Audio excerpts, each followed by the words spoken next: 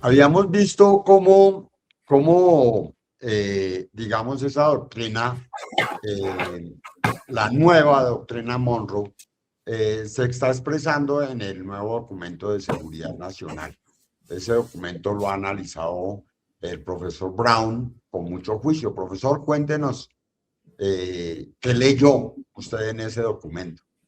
El nuevo documento del gobierno del presidente Trump es un intento para definir la relación de Estados Unidos hacia el mundo, retomando algunos poderes supuestamente perdidos y intentando combatir unas amenazas que siente Estados Unidos, sobre todo desde China y Rusia. Sin embargo, cuando define las amenazas que tiene el Estado de Estados Unidos, habla en forma de terrorismo, tráfico humano, drogas y, y, en, y el otro lado de cómo quiere hacer Estados Unidos más rico, más libre, más feliz y sobre todo más poderoso. Entonces es un intento para recuperar un poder sobre el resto del hemisferio y luego al mundo y también sobre sí mismo. Pasa en una revisión histórica que busca hacia los fines del siglo XIX, principios del siglo XX, para buscar legitimidad en el presente. Entonces es un documento bastante radical y breve, pero de mucho interés como para nosotros que queremos interpretarlo, intentando predecir lo que va a pasar ahora. ¿Por qué no comenzamos por hacer un recuento de qué fue la doctrina Monroe? Desde la perspectiva colombiana, tengo entendido que en su momento tanto Bolívar como Santander la elogiaron.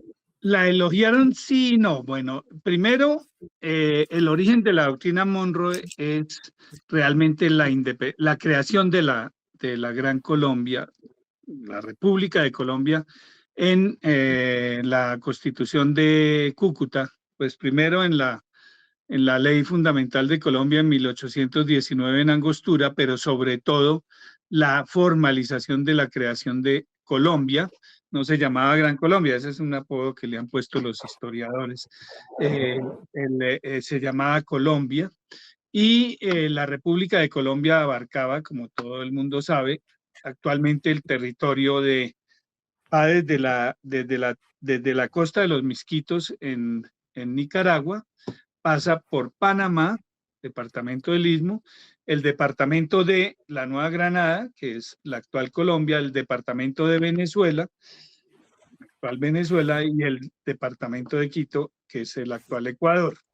Entonces, ese impacto diplomático que tuvo en ese momento la creación de la Gran Colombia, produce unos efectos importantes en la geopolítica mundial. Además, Bolívar, pues era un personaje notorio, muy notable en la política internacional, tanto europea como norteamericana. Hay mientras Inglaterra es gran amiga de Bolívar, como lo ha reflejado Matthew Brown en sus estudios sobre la Legión Británica, también Estados Unidos tiene muchos celos hacia Bolívar por razones de fundación de la República. La República norteamericana era una república híbrida que tenía una ciudadanía supremacista blanca basada en la ética calvinista, protestante y calvinista. Es muy tolerante es híbrida frente a la esclavitud y frente al tratamiento de la población nativa. Ahí hay una diferencia, mientras el proyecto bolivariano es antiesclavista, es la idea de la libertad. Y la idea de la libertad está muy ligada a la libertad de los esclavos.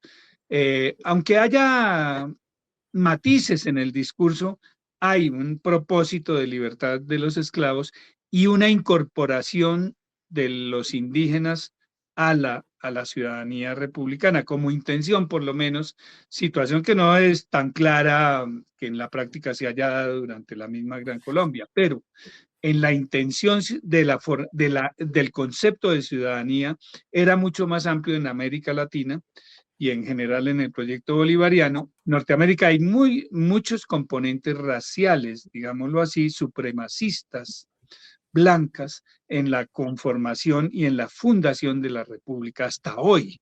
Nosotros vemos que hasta hoy hay supremacismo blanco muy fuerte en muchos de los estados de los actuales Estados Unidos. Lo que estamos viendo hoy es una remembranza histórica de ese origen de la fundación de la República. Entonces, la doctrina Monroe es una respuesta sobre toda la fundación de la Gran Colombia. Inglaterra propone una mediación con la República que todavía no se han independizado del todo en diciembre de 1823, cuando se lanza ante el discurso ante la nación del presidente Monroe, que es un documento de un periodista Adams que redacta ese documento, pero lo proclama es el presidente Monroe.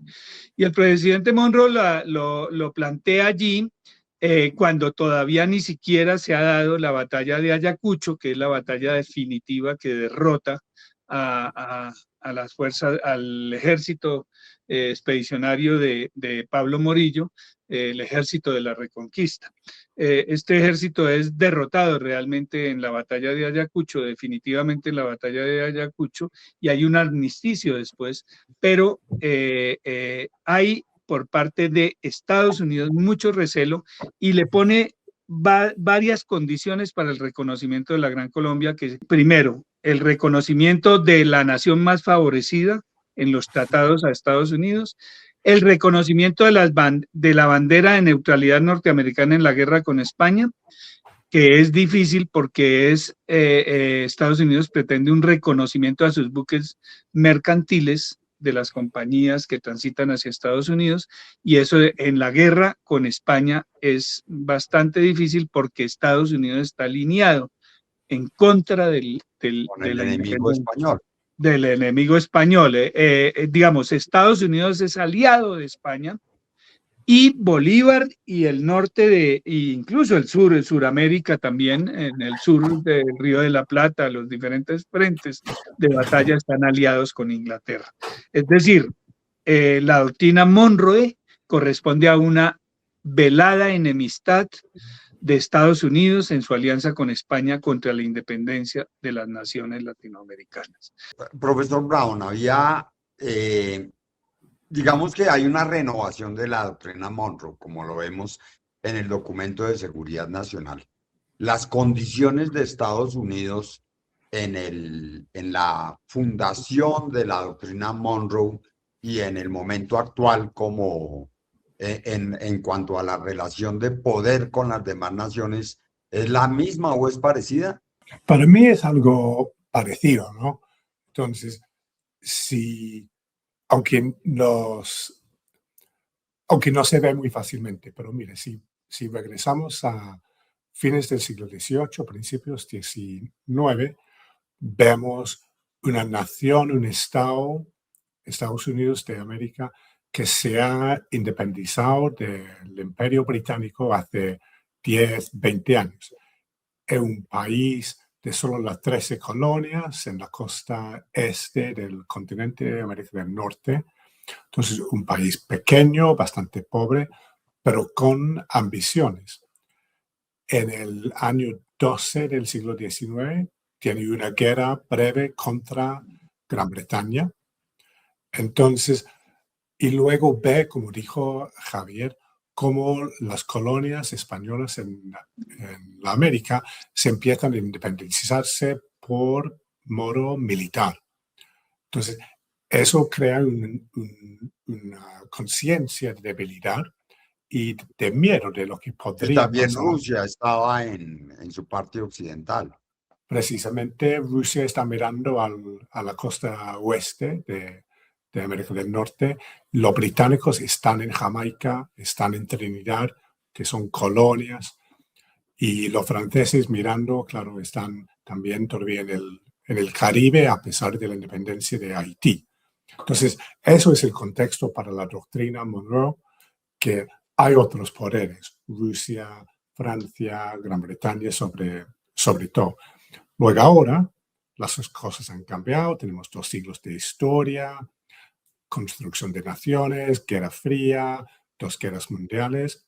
Ahora, Estados Unidos quiere presentarse otra vez como fuerte, como no lo era en el momento de la Monroe Doctrine, de la doctrina Monroe, pero que se convirtió en eso durante el siglo XX. Y el gobierno del presidente Trump cree que ha perdido ese poder a causa de un liderazgo débil, no sé qué. Entonces, ahora Inglaterra no tiene nada que ver, tampoco Francia, pero ahora el enemigo es China y Rusia y sus alianzas con otros estados latinoamericanos. Entonces, yo creo que podemos entender las nuevas circunstancias mirando en ese documento, leyéndolo y encontrando reconocimiento propio de Estados Unidos de su propia debilidad y en las acciones que pretende hacer o que está hablando de que podría hacer, están orientados hacia restablecer un poder perdido. Soñado tal vez, pero perdido. Sí, La doctrina es un documento presidencial. Hoy en sí, día esa doctrina se ve reflejada en el documento de Estrategia Nacional de Defensa. Es el primer documento presidencial de 1823 que básicamente rezaba el principio América para los americanos. Tiene unas enmiendas a lo largo del tiempo. Esas enmiendas son las que nos está explicando el profesor Javier. la primera efecto de la doctrina Monroe es el impacto sobre las fronteras, sobre todo en el Tratado de 1848 con México, que es donde le quita prácticamente la mitad de su territorio, tanto por el lado de Texas y la Florida y como por el lado de California.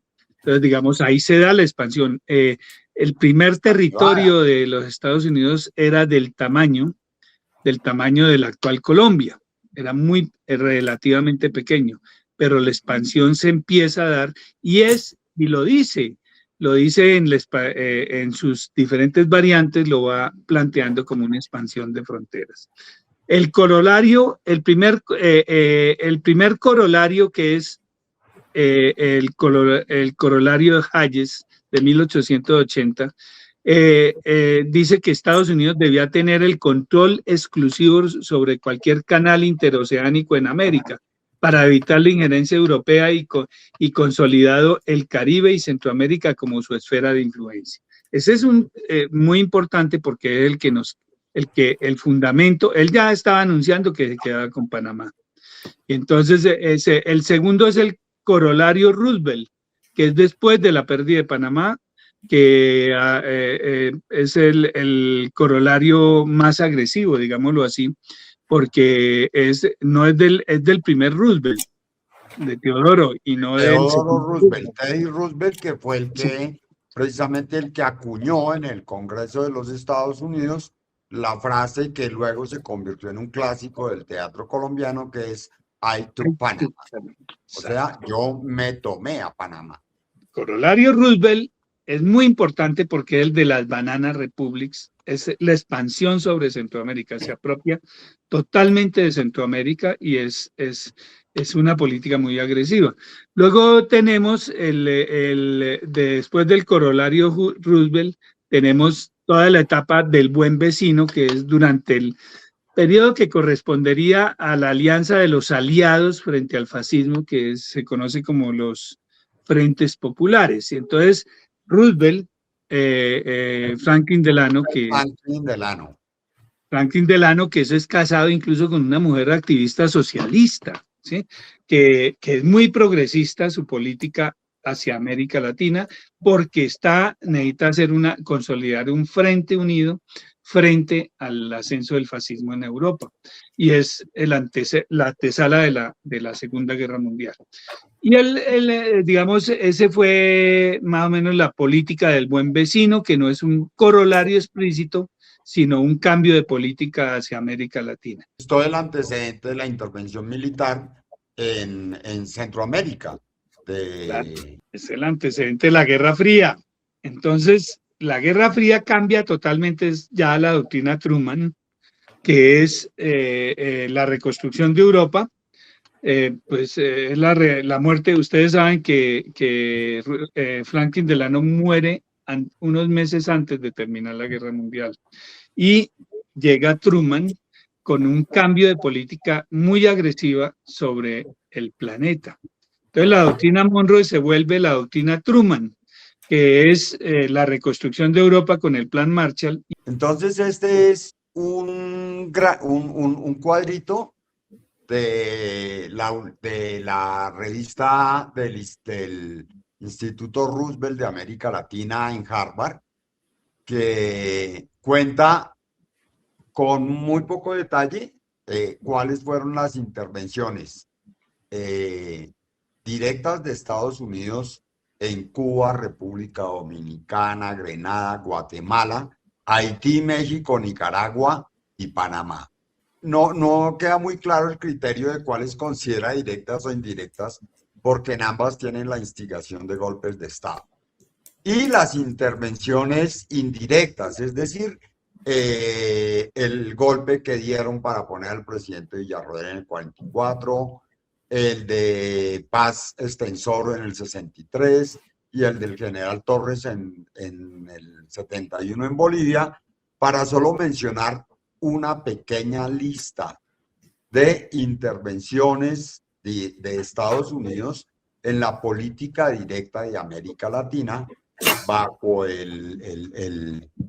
la definición de América para los americanos. Y en Colombia tuvimos barcos frente a las costas de Santa Marta en el momento de la masacre de las bananeras, y hemos tenido otros incidentes de proximidad militar, digámoslo así, pero pues nunca una intervención. La mayoría de estas intervenciones que vimos están relacionadas precisamente con la industria bananera. Y ahí en la aplicación de la doctrina Monroe en relación con el banano es donde me surgía como un dato curioso del papel que Inglaterra cumplió en esa aplicación.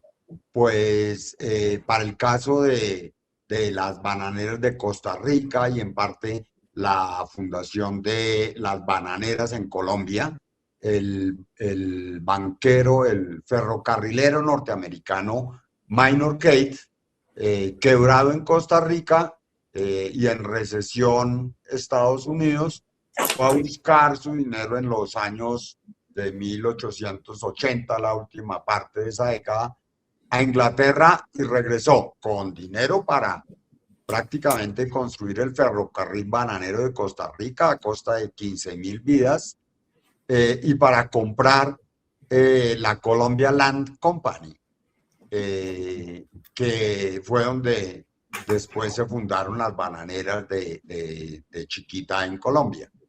Es curioso, profesor, cómo es esa relación en medio de la quiebra, un empresario norteamericano buscando plata en Inglaterra y regresa con un capital para comprar prácticamente todas las repúblicas bananeras en su momento. Sí, no, porque es un buen ejemplo porque demuestra las complejidades de la relación Estados Unidos, Gran Bretaña, durante el primer siglo y medio de la doctrina Monroe. Porque Gran Bretaña, desde la misma independencia latinoamericana, no emplea la fuerza militar para intentar lograr sus metas de control y poder en el continente, pues muy poco. Toma Montevideo, toma Buenos Aires, 1806 y 7. Hay algunas amenazas y, claro, toma las Islas Malvinas en el 33. Pero después de eso, logra lo que los historiadores, por lo menos en Gran Bretaña, llaman un imperio informal. Entonces, no utiliza buques, no utiliza armas para lograr un control. Utiliza el comercio, la capital y la cultura, la letra y luego los deportes. Yo En no sé si cambio, estoy equivocado, pero ejercía algo así como un papel diplomático en los barcos del correo británico. claro, son los mismos, los barcos son de correo, pero también tienen un papel medio consular o hasta diplomático, pero Ujú. también llevan a cultura. Un buen ejemplo es en Sao Paulo, en Brasil, donde el encargado del correo es Charles Miller, que también es el primer jugador de fútbol, el primer futbolista en la historia brasilera. Entonces tienen cultura en cuanto al fútbol, correo en cuanto a comunicación, pero también todos sus amigos futbolistas trabajan en los bancos, los ferrocarriles. Entonces es como un nexus imperial que no tiene que ver con el ejercicio del poder militar. Claro, Gran Bretaña en esa época tiene el poder militar, sobre todo naval, ¿no? Pero no lo tiene que utilizar porque es la amenaza y el miedo que está intentando recrear ahora el gobierno del presidente Trump. También en las repúblicas banané, en la aplicación de la doctrina Monroe, ya con el matiz del destino manifiesto, empiezan a aparecer personajes aventureros, como William Walker en Nicaragua, que arman su propio ejército paramilitar, la invaden y eso significa para respaldarlos a ellos la presencia de 20 años del US Navy prácticamente ejerciendo el poder militar en Nicaragua, y también en 1904 el ejército que arma Samuel Seymour, inicialmente competidor de United Fruit Company, pero después gerente y presidente de United Fruit Company, armando un ejército también paramilitar para que ponga al presidente que le entregue las concesiones. Y todo con el respaldo del Departamento de Estado. Es decir, la doctrina estaba como para respaldar ese tipo de acciones también empresariales. Es otro buen ejemplo, ¿no? Y otro, comparándolo con la misma época de los años 20 del siglo XIX y los orígenes de la doctrina Monroe, también época de aventureros. Por ejemplo, en la expansión de Estados Unidos, en los principios, en los primeros años, están buscando incorporar a Florida en la Unión, ¿no? La primera persona en dar independencia y tener una bandera independiente de la Florida es un aventurero escocés, Grego MacGregor, amigo de Bolívar, miembro del Congreso de Angostura, todo eso. Aventurero que termina en la cárcel por mucha deuda y no se acuerda de él. Entonces, y creo que ahora en el siglo XXI también vemos eso, ¿no? Aventureros. ¿Derrotando a los españoles o a los indígenas en la Florida? A los dos, a los dos. Okay. Y luego, y los echan y vuelven los españoles después de un par de meses. Pero esos aventureros operan en las márgenes de la ley. Y hace 200 años y ahora, donde los estados no han querido operarse de una manera muy clara y transparente. Como dijo Javier, ahora la nueva doctrina es mucho más clara. Dice lo que van a hacer, no esconde sus motivos bajo vocabulario diplomático. Entonces, eso sí, tal vez es el cambio más obvio, más explícito. Hay una cosa que yo le preguntaría a Matthew porque tiene que ver con la historia ferroviaria que los ingleses y los historiadores ingleses han profundizado muchísimo en este tema. Pero el primer ferrocarril es el ferrocarril de Panamá y ese es fundamentalmente estratégico para la conquista del oeste. Todo el tránsito hacia la costa oeste de los Estados Unidos, y eso está relatado en todos los western de gringos de Hollywood, la conquista del oeste es una conquista de aventureros por las minas de plata y oro sobre todo de California, y es todo un boom del descubrimiento de un mundo salvaje, y es parecido a lo que está haciendo actualmente la política de Estados Unidos sobre el mundo. Es una tierra conquistada por la ley del más fuerte, la ley del revólver, los duelos armados, etcétera. Ahora lo estamos viviendo metafóricamente en el momento actual, en la destrucción del derecho internacional y el mundo civilizatorio de Occidente y del mundo que se construyó después de la Segunda Guerra Mundial. Hoy lo que vemos es una remembranza del oeste. Los ferrocarriles van a jugar un papel muy importante. El ferrocarril de Panamá es un ferrocarril estratégico.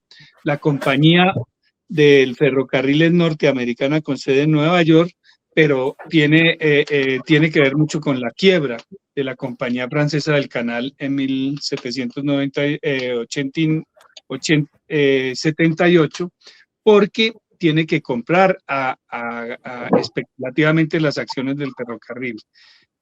Hay una competencia entre los contratos en América Latina y en el mundo.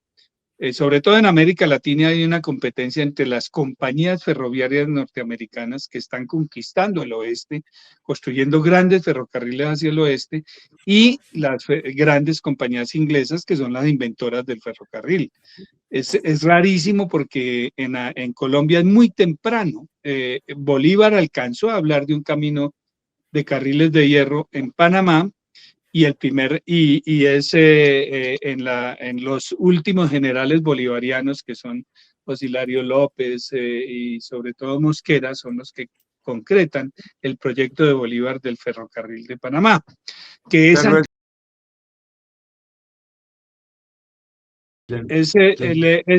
el contrato está firmado y empieza a ejecutarse, pero es Mosquera el que más impulsa la construcción del ferrocarril.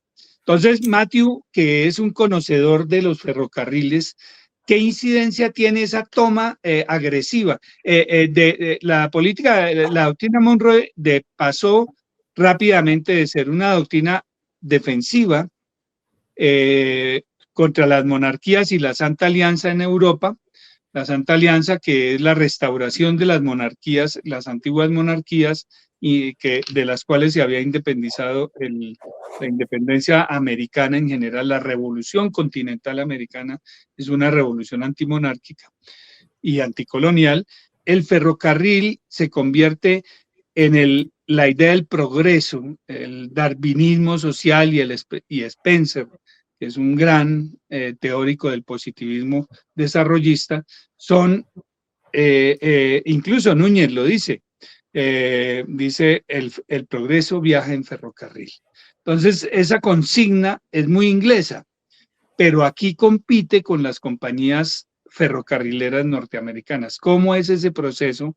Que Matthew, sería muy bueno que Matthew nos contara un poco cómo es ese proceso en el desarrollo de la doctrina Monroe frente a las compañías ferroviarias y navieras, ¿no? Tiene que ver con las... Que Colombia y Panamá ocupan un espacio intermedio entre las empresas de Estados Unidos ferroviarias y al sur los británicos. Entonces hay una historiografía muy desarrollada sobre los ferrocarriles en Argentina y en Brasil, a través de los cuales esos ferrocarriles se expande el poder imperial informal de los británicos, el comercio, también la migración de campesinos británicos hacia la Pampa. Y entonces en Colombia se ha estudiado bastante poco la construcción de los ferrocarriles. Hay un investigador británico, Andrew Prima, que estudió en la Nacional en Bogotá y luego volvió y hizo el doctorado conmigo en Bristol sobre la financiación, la competencia por financiar y construir los ferrocarriles en Colombia.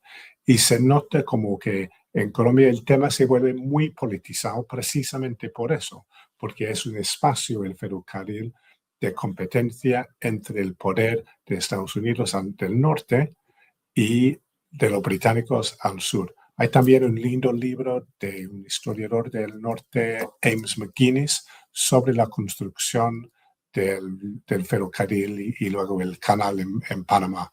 Y muestra cómo todos los agentes que están involucrados en la construcción de ese ferrocarril saben muy bien del contexto político y económico en el cual operan. Entonces, sería súper interesante conocer mucho más sobre los ferrocarriles en Colombia, por qué se construyen algunos, y más interesante, por qué no se construyen más. Pero yo creo que hay una diferencia entre el ferrocarril de Panamá y los demás ferrocarriles, no solo de tiempo, sino porque este ferrocarril se hace por un acuerdo gobierno a gobierno. Y porque el ferrocarril de Panamá es definitivamente el cumplimiento de la doctrina Monroe 20 años después, tal como la explicaba Javier, que era declararnos soberanos sobre cualquier paso interoceánico. Y a decir verdad, el primero fue precisamente la construcción de ese canal de Panamá en 1850, comenzar la obra en enero, cuando en diciembre anterior el presidente Polk había anunciado, le había pedido prácticamente a los norteamericanos que se fueran a buscar oro a California, que allá había para todo el mundo. Entonces ese afán, ese gold rush, ese afán por buscar el oro, convierte el paso del canal de Panamá va a determinar cómo se conquista el oeste. De la misma forma como después hicieron su masacre de California, eliminando a todos los indígenas, pues así lo hicieron también para atravesar por el viejo paso del oro peruano hacia el Caribe que tenían los españoles, que fue básicamente el camino por el que se hizo primero el ferrocarril y luego el tren, el canal. Y uno ve la construcción del mercado nacional, pero claro, es un estudio incipiente de hace 55 años, donde uno puede ver luego el desarrollo de la historiografía sobre ferrocarriles. Hay cosas interesantes, pero sí estos estudios recientes muestran la dinámica del poder de los ferrocarriles. Entonces, la doctrina Monroe, volviendo a nuestro tema, ya va a ser sobre el desarrollo naval después del ferrocarril de Panamá. Y si uno mira la segunda enmienda, la primera enmienda, Hines, que es la que está proponiendo, la que propone la realización de que los canales interoceánicos serán únicamente de los Estados Unidos. Eso es el primer zarpazo sobre un activo que es la comunicación de los dos mares. Yo no creo que hayan llegado al tercero, profesor Brown. ¿Ellos llegaron a controlar el paso de Magallanes? Claro que no, porque la doctrina Monroe es una doctrina, es una ambición, pero no es un concepto que se puede utilizar para describir cómo pasan las cosas. Las Malvinas, la influencia de, por ejemplo, empresas petroleras británicas y holandesas en Venezuela durante todo el siglo XX demuestra que Estados Unidos nunca tuvo una preeminencia absoluta, ¿no? Tal vez lo ha querido, pero nunca lo ha logrado porque hay otros poderes. El historiador de la doctrina Monroe, Jay Sexton, que tiene un lindo libro que no creo que se haya traducido a otros idiomas, sobre la doctrina, describe como el desarrollo de la doctrina durante el siglo XIX y XX es una forma de competencia colaborativa entre Estados Unidos y Gran Bretaña en el hemisferio. Entonces compiten, pero colaboran sobre todo. Entonces, en cuanto a las armadas y las marinas, hasta como la Segunda Guerra Mundial, no hay competencia ahí. Entonces compiten en algunas esferas y colaboran en otras. Y eso, claro, tiene mucho que enseñarnos en el siglo XXI, porque esos otros nuevos poderes que amenazan a Estados Unidos en comunicaciones como canales o aviones o infraestructura digital, no reconocen que no van a poder expulsarlos. Entonces, siempre terminamos teniendo que trabajar con otros grupos poderosos, ¿no? Y encontrar maneras negociando. Entonces, ese sueño de una preeminencia absoluta siempre ha sido precisamente eso, un sueño.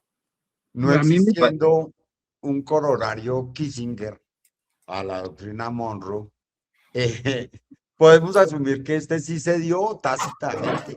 Sí, el corolario Kissinger está subsumido en lo que llamaríamos la doctrina Truman, que no fue un corolario porque fue un documento mundial, prácticamente en la teoría del desarrollo, que va a tener varios, sobre todo Truman va a ser el reconstructor, ustedes saben, de Europa.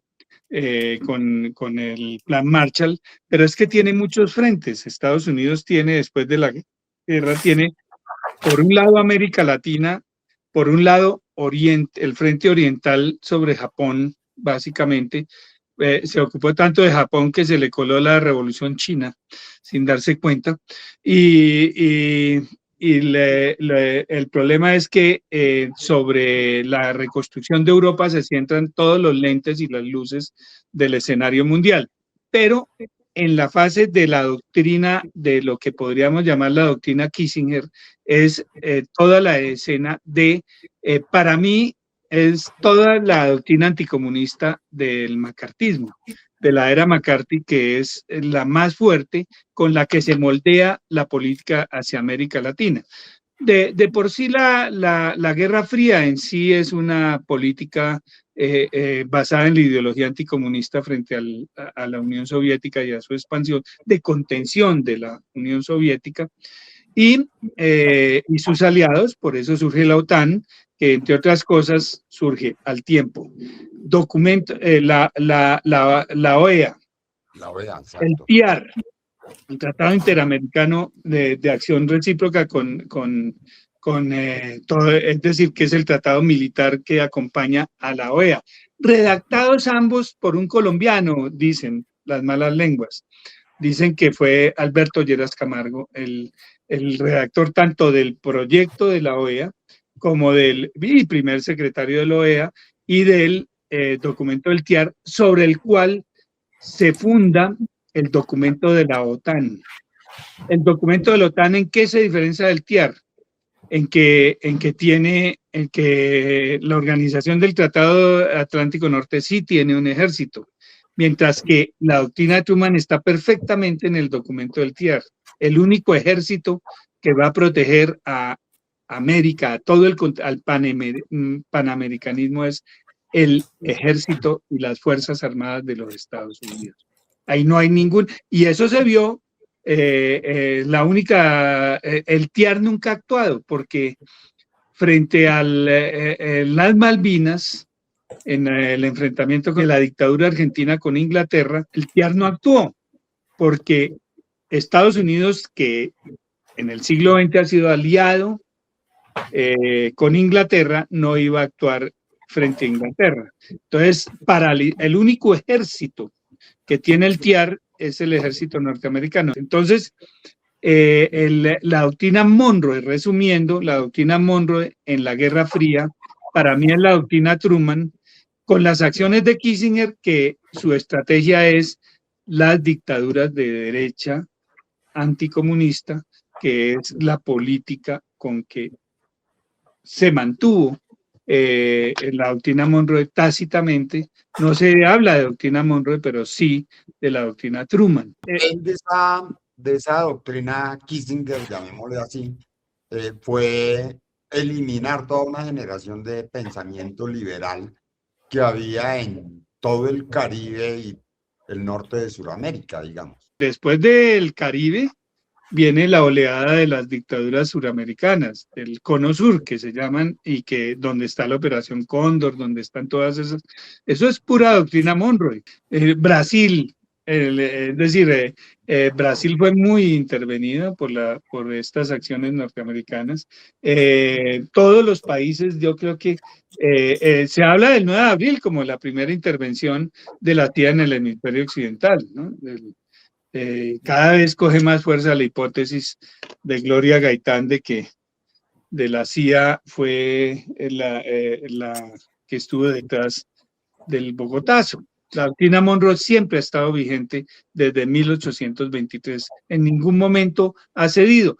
El único paréntesis que se me hace muy interesante es la política del buen vecino de Franklin Delano Roosevelt. Entonces, de resto, lo que encontramos es intervenciones muy agresivas de la doctrina Monroe en América Latina. La ¿Sí? lista que vimos es apenas una enunciación que no menciona todas las operaciones secretas que se realizaron, precisamente Sí. porque la mayoría de ellas eran secretas. La doctrina Rutherford Hayes, que es la de la enmienda del corolario, los corolarios formales no son sino el de Hayes, el de Truman, el Trump. de Trump. No hay más enmiendas formales. No Es decir, obstante, quienes los aplican no son ellos, porque la doctrina Monroe la aplica el presidente Polk, la enmienda Truman la aplica Kissinger.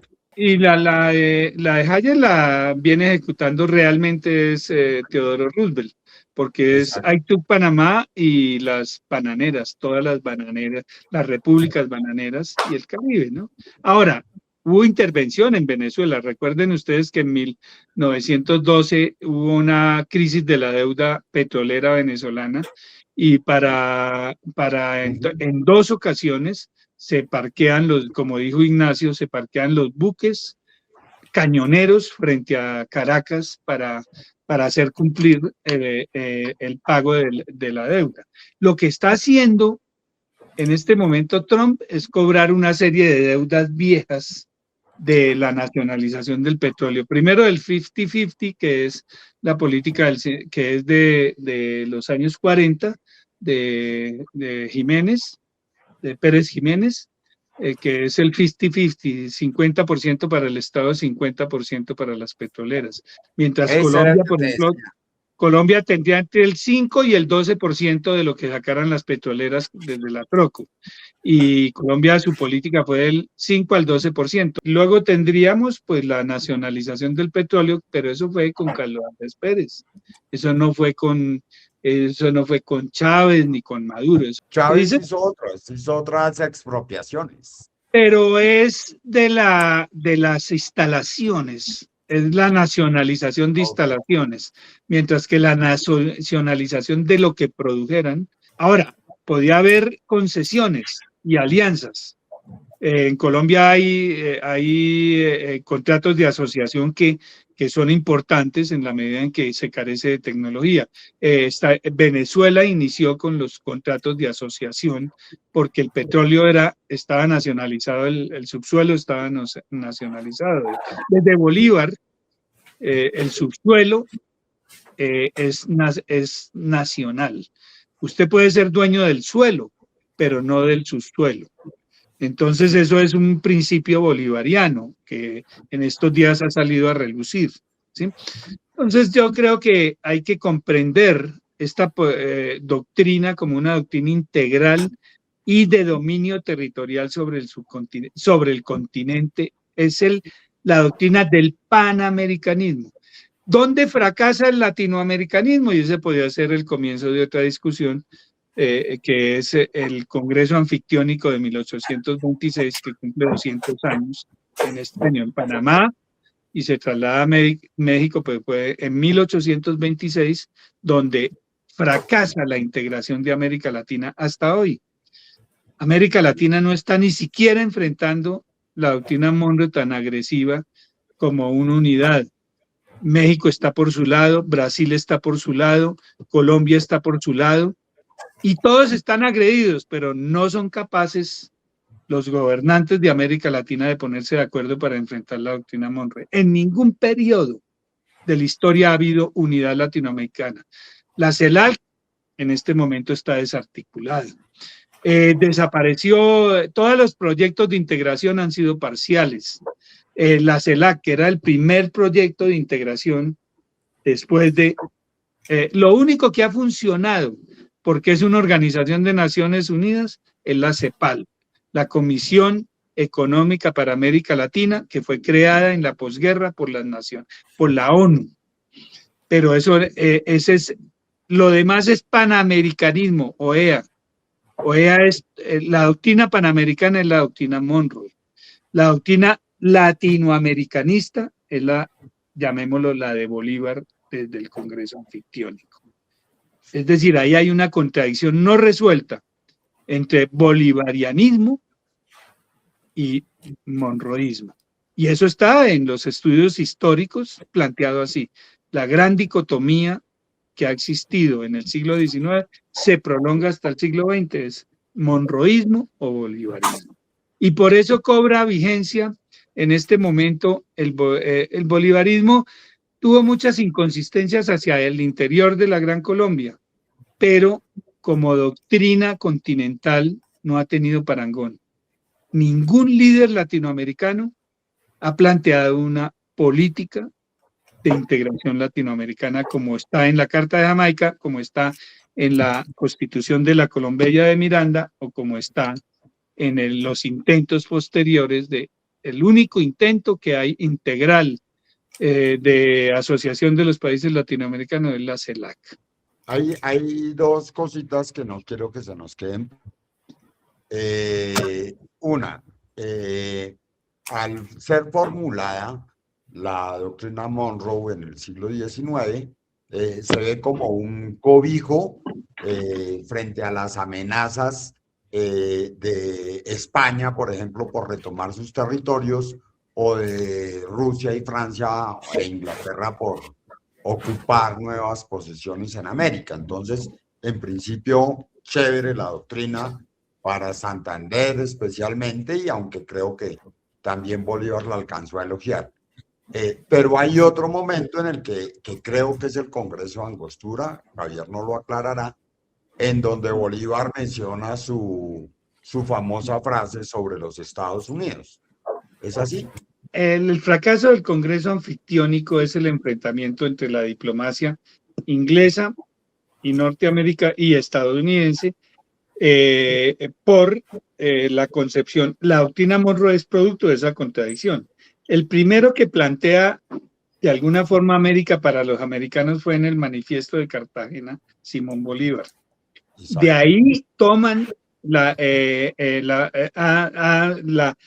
frase de Bolívar el continente americano debe ser para quienes nacimos en esta tierra, que equivale a América para los americanos, lo planteó Bolívar en el Manifiesto de Cartagena.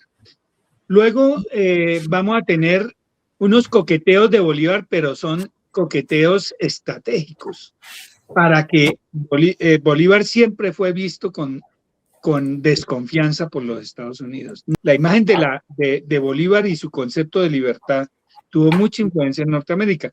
Sin embargo, Bolívar fue odiado por los diferentes presidentes y el pensamiento bolivariano por los diferentes presidentes y mandatarios políticos destacados de los Estados Unidos. Su frase que tú rememoras está formulada en el 29 en un documento a un diplomático inglés que dice: los Estados Unidos de Norteamérica están llamados por la providencia a plagar de miserias a la América en nombre de la libertad.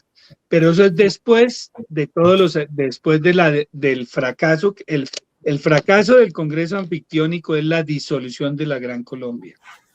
Cuando se disuelve el Congreso Anfictiónico y fracasa, empieza el enfrentamiento de Santander y Bolívar y empieza el derrumbe estrepitoso de la Gran Colombia, que se va a desarrollar, se va a cristalizar ya en la Convención de Ocaña en 1828, y de ahí en adelante Bolívar es un cadáver político atacado totalmente por la hegemonía santanderista, que se alía con los intereses de los Estados Unidos, mientras Bolívar seguía leal a su alianza con Inglaterra. Entonces, precisamente por eso Hilario López es quien firma el acuerdo para el ferrocarril de Panamá. Pero lo interesante es una alianza no entre estados, porque el Estado británico, la monarquía británica, nunca, hasta el reconocimiento en el año 25, no presta apoyo oficial. Entonces deja salir aventureros, mercenarios, voluntarios a las filas del ejército gran colombiano. Luego organiza los préstamos de Francisco Antonio Zea de 6 millones de libras esterlinas en el 22. Francisco Antonio Zea, primer vicepresidente de Colombia, que su tumba está a 10 kilómetros de mi casa, donde estoy aquí en Inglaterra, que muere en Bath buscando las aguas saludables de la ciudad de Bath y no funcionan y se muere allí. Ahí tiene una tumba anónima. Y creo que eso representa, ¿no?, la relación británica en la época de la doctrina Monroe, que no es un apoyo oficial a Bolívar. Bolívar busca ese apoyo oficial, pero no viene. Y luego con el reconocimiento tiene que dar a Inglaterra ese estatus de nación más favorecida que buscaban los Estados Unidos, como dices, Javier. Entonces creo que hay muchos paralelos, hay mucho parecido entre principios del siglo XIX y la época que vivimos hoy, ¿no? Los estados diciendo una cosa, pero los pueblos y las agencias no estatales organizando y haciendo historia. Profesor Brown, también quería como pedirle una ampliación más concretamente sobre esos poderes que interactuaron en el primer momento de la doctrina Monroe versus los poderes actualmente, por decirlo así, en el poder. A principios del siglo XIX, Estados Unidos busca con la doctrina aceptarse hacia el mundo desde una posición de debilidad.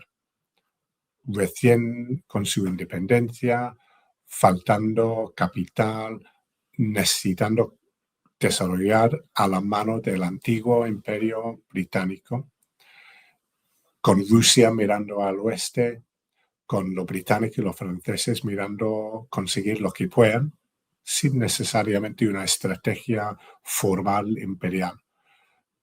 Y llegando a un estado de lo que llaman o neocolonialismo o imperio informal, ¿no?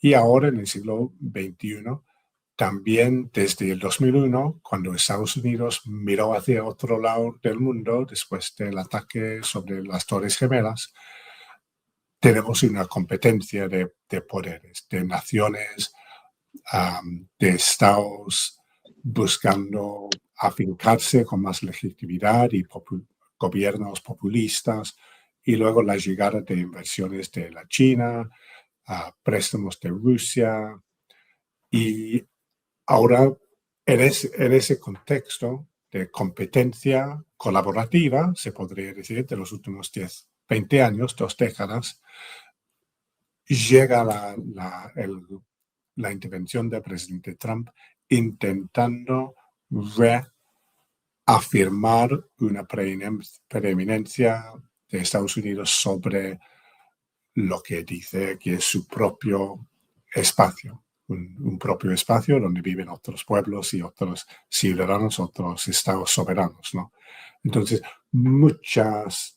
hay mucho parecido entre principios del siglo XIX, es una transformación enorme industrial que está empezando en esa época, y ahora las transformaciones que vivimos en cuanto a la sociedad informática, estructuras digitales, nuevas formas de comunicarnos, o sea, en ferrocarriles hace 2 siglos y ahora el Internet y la inteligencia artificial y otras formas, otros armamentos.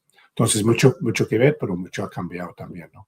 Yo creo que hay que mirar muy bien la relación en la expansión territorial de la doctrina Monroe sobre Alaska, y mirando los documentos y las lecturas sobre la doctrina Monroe, siempre Canadá fue un obstáculo para la expansión territorial de los Estados Unidos. No en vano me llamó mucho la atención en la posesión de Trump algunas ideas. Primero, Panamá es de los Estados Unidos. Segundo, el Golfo de México es de los Estados Unidos y hay que cambiarle el nombre. Canal de los Estados Unidos. Él dice que hay que cambiarle el nombre, digo, en su discurso de posesión. Y tercera idea fuerte me llama mucho la atención y Panamá debe ser una estrella más de la bandera de los Estados Unidos. Es muy interesante porque es una idea que está desde el siglo XIX. Pero quiero centrar la atención de esta última parte en el destino manifiesto, que es el principio rector de la hegemonía de los Estados Unidos durante 2 siglos. El destino manifiesto es un desarrollo teológico de la doctrina protestante de la población que llega a los Estados Unidos, que siempre llegaban fundando una escuela que era a su vez iglesia, y mientras los españoles construían grandes catedrales de 1 o 2 siglos de construcción, la religión calvinista se expandió con una escuela y un pastor, una maestra o un maestro y un pastor en el mismo local, que era la iglesia. Era una escuela, era un aula. Era un aula. Y entonces entre semana era el aula de clase de los niños con una maestra pagada por la comunidad, no era del Estado, era de la comunidad, y el pastor. Entonces el calvinismo está en el dólar. El dólar tiene la imagen de Estados Unidos, a excepción de digamos, a distinción de las luchas europeas y de la ilustración europea y americana, que dieron la lucha por el Estado hegeliano, el Estado acabado, sin intervención de la religión. Me ha producido una reflexión. El Estado norteamericano es un Estado híbrido. Tienen el dólar, la imagen de Dios. Aquí solo hay una institución que hace mención a Dios, que es Dios y Patria de la policía, porque es un escudo hecho por los agentes chilenos, el general Gilibert, que llegó chileno a formar la policía, y todavía tiene Dios y Patria. Pero la imagen de Dios está por fuera ha habido grandes debates en la Constitución del 86, en nombre de Dios, fuente suprema de toda autoridad.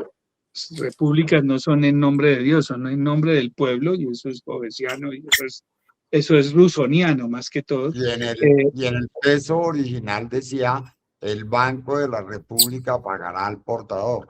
Está Dios en el dólar. Entonces, en Colombia no puede haber imágenes de una sola religión en ninguna institución estatal. Entonces, constitucionalmente después del 91. Entonces, yo lo que creo es que el destino manifiesto de los Estados Unidos, y uno miraba los discursos incluso de Kamala Harris, que es demócrata, y los discursos de Trump, y los discursos tanto de demócratas como de republicanos, siempre hablan del destino manifiesto. En eso es parte de la unidad ideológica de la república, de la primera república del planeta, que es los Estados Unidos. La primera democracia que hubo en el planeta, república democrática, no fue Francia, como se está creyendo, fue realmente los Estados Unidos. La Constitución Federal, después de 9 a 12 constituciones que hubo previamente a la Constitución Federal. Entonces, yo creo que esto hay que mirarlo con lupa, porque el destino manifiesto es el mismo principio del pueblo elegido de Dios, del pueblo elegido de la Biblia, del Estado judío.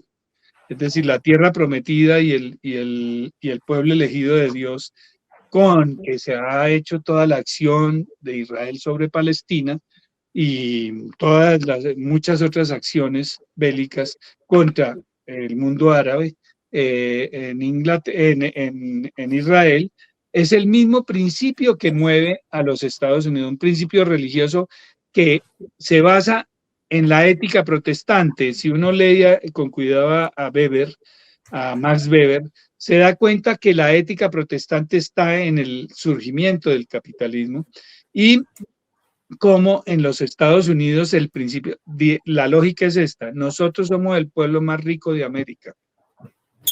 Al ser el pueblo más rico de América, el éxito de la llegada al paraíso se consigue con el éxito económico en la tierra, en la ética calvinista. Si yo soy el más rico en América, tengo el derecho a delinear el destino de América. Y entonces, como ellos son, el destino manifiesto es, nosotros fuimos señalados por Dios para conducir a América. Luego, después de la Segunda Guerra Mundial, es para conducir al mundo. Pero el destino manifiesto de los Estados Unidos es un principio supremamente teológico que está, la gente no lo ve como un principio religioso, sino como un principio de estrategia política, pero no, el destino manifiesto es un principio teológico que hay que estudiar en profundidad. ¿Por qué? Porque es lo que ha regido 200 años, 250 años, 2 siglos y medio de existencia de la República híbrida entre el Estado laico y el Estado religioso. Hoy vemos con terror el problema de los estados religiosos como en el mundo islámico, pero se nos olvida que la primera república con la que se moldearon casi todas las repúblicas de América Latina y del planeta, algunas del planeta pues influidas después por Francia, modificadas por la Revolución Francesa, está basada en un principio religioso. Y eso tiene que mirarse, los constitucionalistas debían mirar con menos complacencia ese problema de la constitución de una república. Eso significó muchas guerras civiles y muchas guerras en el siglo XIX con la idea del Estado completo, del Estado laico. A nosotros nos costó 9 guerras civiles ese problema del Estado laico, ¿sí? Y en el siglo XIX. Y lo resolvimos solo hasta la Constitución del 91. Porque nosotros teníamos en la Constitución, en nombre de Dios, fuente suprema de toda autoridad, se expide la siguiente Constitución, que es la Constitución de Núñez, la Constitución del 86, que es católica.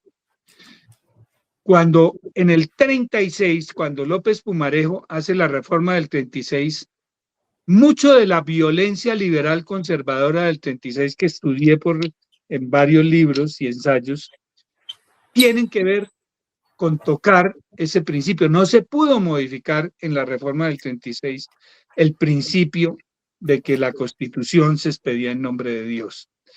Eso se viene a modificar y aunque queda nombrado Dios en la convocatoria del constituyente del 91, no es el nombre del pueblo que se expide esta Constitución. Y eso tiene que ver con, eso cambia mucho de las cosas del enfoque y de la visión de la nación y del Estado. Si hay un principio religioso, básicamente ese del destino manifiesto, ese de que somos los encargados de salvar las almas del mundo, Sí. En la doctrina Monroe, para ponerle su nombre actual. El documento reciente habla de los derechos recibidos de Dios de los ciudadanos de Estados Unidos, que busca restablecer. Entonces, utiliza ese vocabulario que ha referido Javier. Para terminar, solamente como súbdito de la corona británica, tengo que reconocer que todavía nuestro jefe de Estado es todavía el jefe de la Iglesia Anglicana. Entonces, nosotros no hemos pasado ni nada. Seguimos a principios del siglo XVI. Pero con una constitución que no tenían las monarquías anteriores. Claro, pero constitución todavía por escribir. Constitución, sí, pero por escribir. Tenemos una reflexión muy profunda que hacer porque los tiempos que vienen son del hueso duro de la doctrina Monroe pura y dura, sin ninguna cortapisa diplomática y como dijo el presidente Trump, el único límite que tengo es mi moral. Yo no tengo ninguna ley que me rija. Y eso es muy complicado decirlo, Y me llama mucho la atención la adopción de ciertas formas del ascenso del fascismo que está adoptando la última me tiene aterrada, que es esa frase que tiene el estrado de la vocera de la Casa Blanca frente al problema de ICE. Dice, si tocan a uno solo de los de ICE, nos tocan a todos.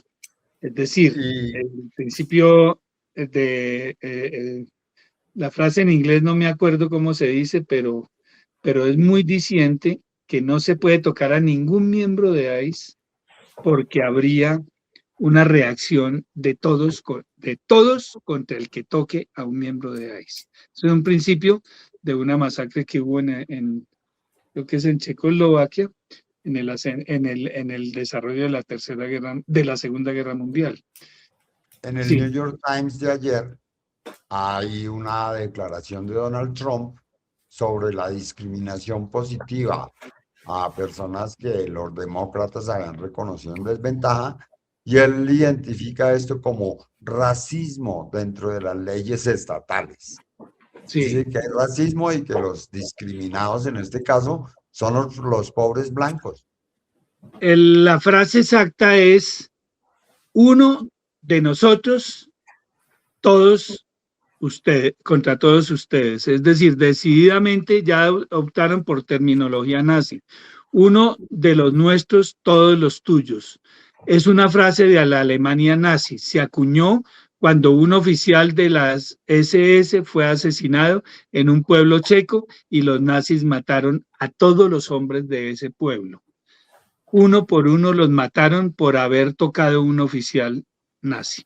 Entonces, esto es en referencia al oficial que asesinó con 3 tiros a una ciudadana en un encuentro callejero creo que fue en el estado de, bueno, lo que está moviendo ahorita la movilización popular en Estados Unidos. Eso, a mí se me hace que esto está tomando un giro muy complicado, asociado a la doctrina Monroe, que es de origen religioso, como decimos, con el destino manifiesto, ahora con el destino con la impunidad que impone esa frase, que es una consigna muy peligrosa, ¿sí? Muy peligrosa porque está no vale norma, no vale ley.